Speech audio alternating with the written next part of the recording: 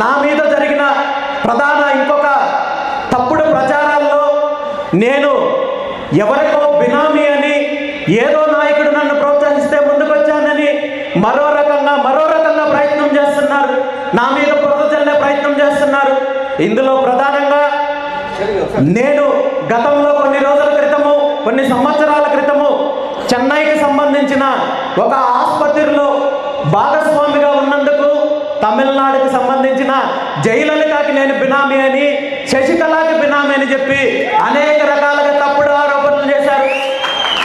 వాళ్ళెవరో కూడా నాకు తెలీదు. ఏ రోజు నేను ఎవరిని కలవలేదు. అదేవిధంగా అమిత్ షా గారి కుమారుడు జైషా గారితో నాకు పార్ట్నర్షిప్ ఉంది, నేను ఆయన బినామీ అని చెప్పి ప్రచారం చేశారు. అదేవిధంగా మా గృహప్రవేశం జరిగినప్పుడు బాబా రామ్దేవ్ గారు యోగా గురువు మా ఇంటికి వచ్చారని చెప్పి ఆయన బినామీ అని చెప్పి ప్రచారం చేశారు. నిజంగా ఇంతమందికి నేను బినామీ అయితే, ఇంతమంది నాకు ఆర్థికంగా నాకు సపోర్ట్ చేసినట్టయితే, పార్టీ పెట్టిన ఈ 2 సంవత్సరాల్లో మీ 2 పార్టీలని బంగాళాఖాతంలో కలిపేసేవాడిని. నిజంగా నా మీద ఆరోపణలు చేస్తున్న ఏ ఒక్కరికైనా నేను ఒక్కటే చెప్తున్నాను, నిజంగా మీరు చేస్తున్న ఆరోపణలను నిరూపించండి, ఒక్కటైనా నిరూపించండి. నేను